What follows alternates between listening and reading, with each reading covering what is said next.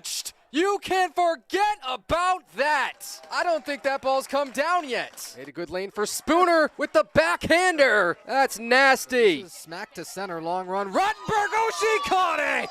Stop. That surely must be illegal. All right. Welcome back for episode 11 of White Noise Sports with Tanner White. Last week we went over all the action from the NBA conference semifinals, predicted everything about the conference finals, then I reviewed my MLB postseason awards predictions. Finally, I talked about the reveal of EA Sports College Football 25, some of the gameplay features that stood out, and available versions of the game for purchase. I have a big announcement to make about the future of the show at the end of the episode, so you'll have to stay tuned, but I can tell you the podcast is going to try something new and exciting next week. For today's first topic, let's talk about the retirement of MLB's most hated umpire, Angel Hernandez. For a guy that never took an at-bat or made a mound appearance, it feels like he affected the game more than almost any player. Hold on to your goggles, strap on your rebreathers, because it's going to be quite a deep dive, and I hope you're ready. Of course, after that, we'll go over the NBA conference final results and my predictions. Could you believe it? I whiffed on almost everything again that I thought we might see in the East and West Conference Finals. This has been the NBA ever since the bubble in 2020, though. It's chaotic, and truly anybody can win in a given year. So where does the story begin for Angel Hernandez? Here's a quick bio on him. He was born in Havana, Cuba, but moved to Florida at about a year old. He spent about a decade umpiring in the minor leagues, like so many others. I'm not sure if I realized, or that everyone else realizes, how similar that is to a player's career path in the major leagues. If a club wants you to be their top prospect, but, for example, you go to Double-A and you never hit over 200, then no, I don't think they should rush your call-up, the league being such a business and all. Angel put his time in and eventually cracked the Major League umpire roster as a sub in 1991. The great issue with his career, as I see it, isn't calling balls and strikes like everyone assumes. Now, I already am probably going to get some pushback on that, but compared to the league's definition of the strike zone and to other umpires, he did underperform, I have to admit that. He had just a hair under 33 years of practice under his belt. He was consistently in the bottom quarter or so of the league in umpire rating. That's just how stats work, though. Some people have to be at the top and some at the bottom. If you search Angel Hernandez bad calls on YouTube, Instagram, X, what am I missing here? TikTok, Facebook, probably MySpace, chalk drawings on the walls of caves, you can find more curious calls than you might imagine. Let's look at a couple of single-game case studies and piece together the story. An incident the MLB cited as evidence of his, we'll call them inflammatory tendencies, came on May 8th, 2013 in an A's and Indians game. After I wrote that, I had to go back and look. The date that they announced they'd be changing their name to the Guardians was July 23rd, 2021. I could have swore it was longer ago. Moving on, the situation in that game. 2 out in the 9th inning, Cleveland's closer Chris Perez facing A's utility man Adam Rosales. Rosales hit .226 career with 48 home runs in 11 years. Fun fact, he also played his college ball at Western Michigan. Perez is trying to shut the door as Cleveland leads 4-3. Then he grooves Rosales a 93-mile-an-hour fastball middle up, and it's crushed. Rosales hit a fairly obvious would-be game-tying home run off the railing beyond the left field wall at Progressive. Of course, it wouldn't have made this episode if Angel Hernandez wasn't the umpire. He was an interim crew chief at this point. He called ground rule double on the field, then upheld the ruling even after a review clearly showed, in my opinion, the ball glancing off of that railing beyond the wall. Obviously, because this moment is so memorable, you can guess that the runner was stranded at second and the A's lost the game 4-3. The next day, MLB released a statement saying the call was wrong. Angel maintained for years that he was right, even going so far as to blame the quality of the replay equipment. That's something I had never heard of someone doing before this incident. It's such a tragedy that the next season, 2014, the replay system expanded. It had only been applied to home runs until that point, looking for fair or foul or home run or double. Balls and strikes still aren't reviewable. That still kind of shocks me. Just a few weeks after this Adam Rosales incident, though, before the replay expansion, another call completely changed the game, this time in extra innings between the White Sox and Marlins. The Marlins' Alex Rios is batting with the bases loaded and 1 out, tie ball game in the 10th inning. He hits a routine ground ball to short, but runs hard out of the box. Chicago tries to go 6-4-3 to turn the double play, but Rios beats the throw at first by a full step. It was not particularly close by any means. Surprise, surprise, Angel Hernandez is the first base umpire, calls Rios out. The winning run should have scored for Miami on the play, but didn't. This is one of the calls that made the safe or out call at first base reviewable, so in that way we have Angel to thank. Now, everybody wants to talk about balls and strikes because those are allegedly the thing he performed the worst at. Fine, let's start with the MLB rulebook definitions of the strike zone first. As you might imagine, those rules have changed many times in the 170 to 180 years or so that we've been playing baseball. Rule 2, Section 35 of the MLB rulebook currently reads, "The official strike zone is the area over home plate, from the midpoint between a batter's shoulders and the top of the uniform pants, when the batter is in his stance and prepared to swing at a pitched ball, and a point just below the kneecap. In order to get a strike call, part of the ball must cross over part of home plate while in the aforementioned area." I argue that a lot of outrage over low strike calls could be saved by remembering that a pitcher can live below the knees, and umpires have to account for that. Angel is also a lot better known for missing side to side than up and down. Here's the thing about the horizontal strike zone. Why does it only include the area over home plate, quote unquote? Everyone can agree that a pitch on the black, that thin little black strip around each edge of the plate, is a strike. In fact, it should be as perfect as a pitch can be located. Even ever so slightly off the black could be a called strike for my money, and I don't think I'd charge an umpire with a missed call for a pitch in that spot. In some of those extreme cases where it looks like the ball is way, way out of the defined strike zone, I do wonder what Angel's thought process could be. Maybe he falls back on that old where the ball crosses the plate mantra, meaning that extra break in the last few feet of flight isn't calculated in. It's tough to say. His beef with the league goes way beyond balls and strikes, though. It is time to dive even further into it.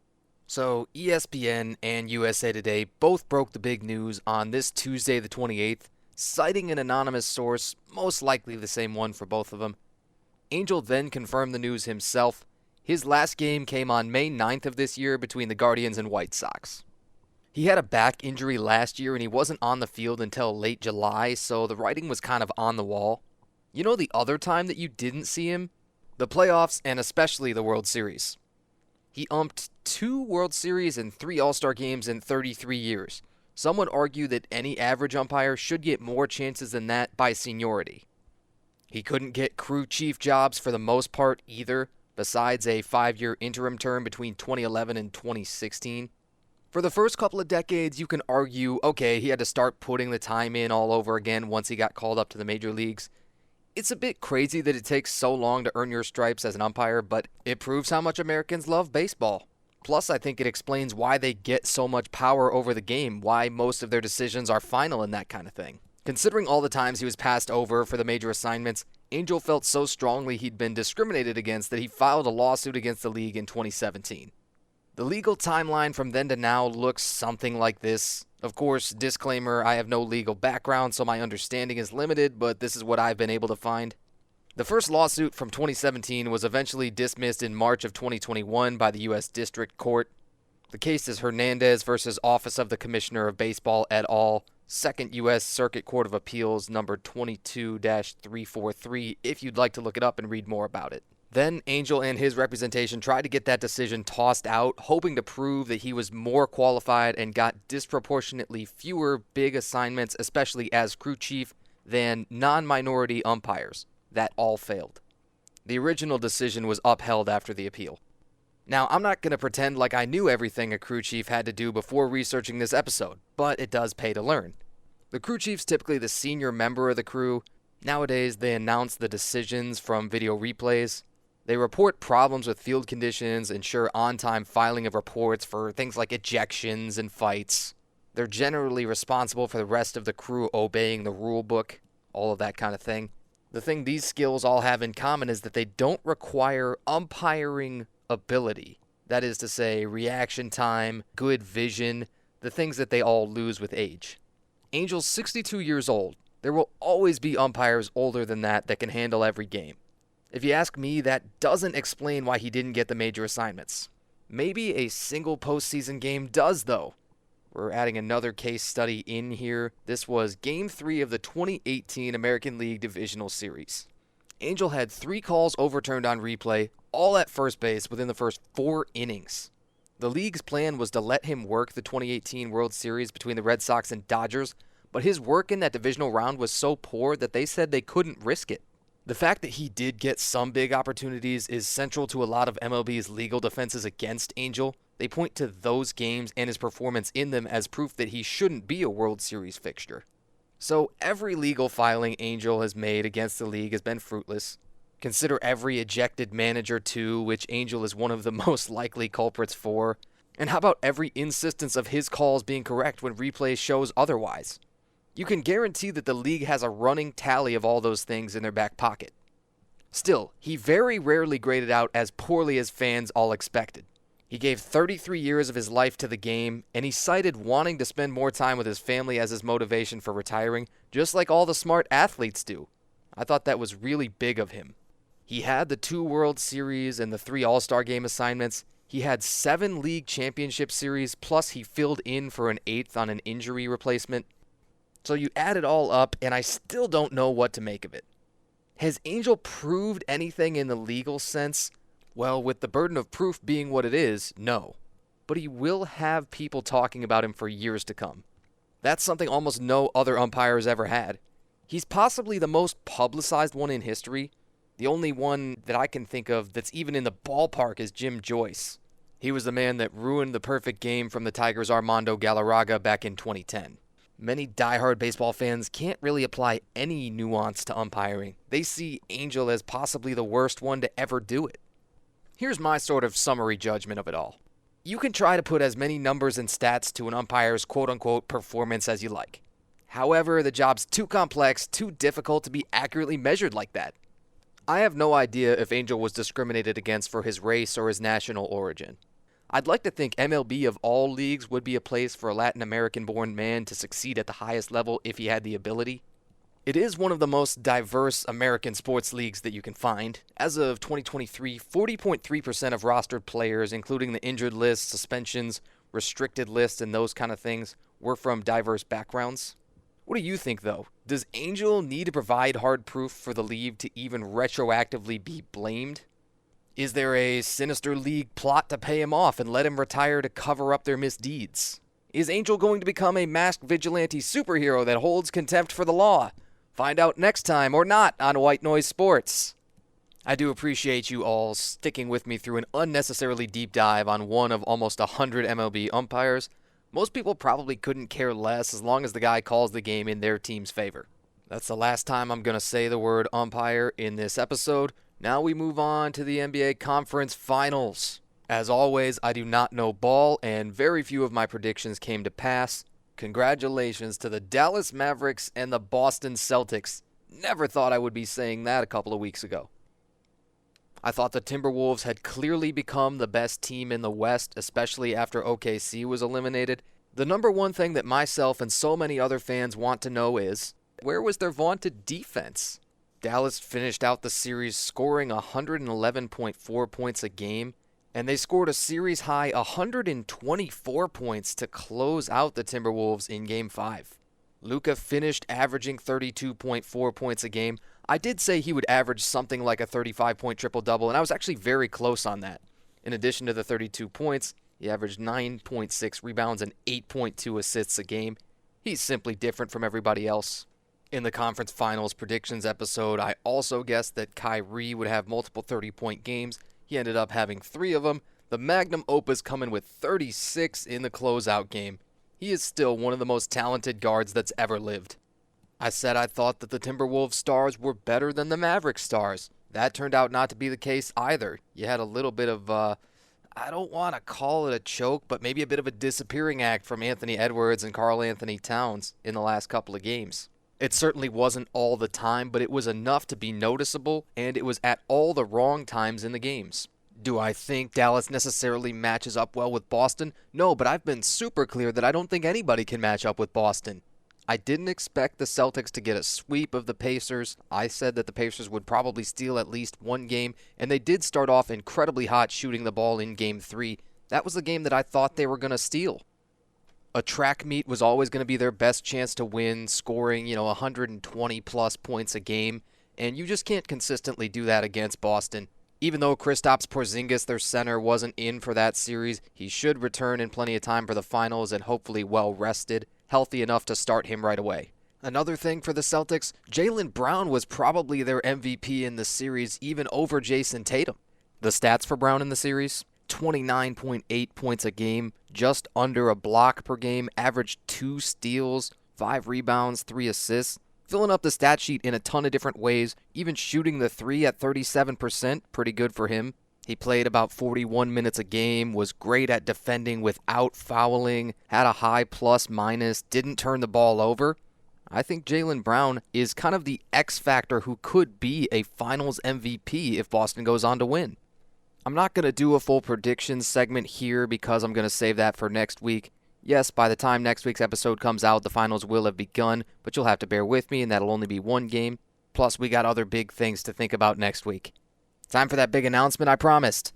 I've enjoyed the audio-only format so far. From my announcing background, I had all the audio equipment I needed to get started, but I'd love to evolve and get with the times a little bit. For next week's episode, we're expanding the crew of White Noise Sports by one and adding a videographer. You'll meet him soon, and hopefully I can get him on camera. He's an old friend, a scriptwriter, filmmaker, videographer, among other things. He's a really talented, creative guy that should be able to make even somebody like me look and sound a bit better. I'm still deciding whether or not to use the White Noise Sports branding, and we're going to be releasing on YouTube. My YouTube channel is The Voice of Tanner. Make sure you put in spaces. But I'm going to try and continue uploading our audio here on Spotify as well. I may decide to start a new YouTube channel or to turn my old personal channel into the home of the podcast as well as the other videos I've already made. I'll probably put out shorts around certain topics as well if they're succinct enough to fit into a minute. The big takeaway here is growth is coming. More details to come as I make decisions on all this stuff in the future. One thing is for certain, I really appreciate every listener still. I never thought I would end up being an all-around entertainer. I like just showing up to a game, calling it, and leaving at first. It was so simple. Now I realize that the best commentators are entertainers, every one of them, and they have really broad experience. Like every good creator, of course, I have to encourage you to do the things, like, comment, subscribe, share, you know how it goes. Tell all your friends and family, play the show out loud in public, especially in crowded, quiet spaces with no headphones. Results may vary. And that's essentially where we're at with the show. I'm excited, I hope you're excited, and be prepared to find us next week on YouTube. One more quick personal update that also ties into how we're going to manage the show a little bit. I recently applied and got accepted to a master's program at Syracuse's Newhouse School of Public Communications. The first week in July, I'll be starting an online master's in communications. Depending on how much work that entails, I might decide to go to a bi-weekly upload schedule. First, I'll have to see how we like the workflow with filming for YouTube, so that's all TBD. Enough yap for now. Thanks so much for everybody that tuned in. This has been episode 11 of White Noise Sports with Tanner White. Thanks so much for joining me. And that ball is launched. You can forget about that. I don't think that ball's come down yet. Made a good lane for Spooner with the backhander. That's nasty. Smack to center, long run. Rottenberg, oh, she caught it. Stop. That surely must be illegal.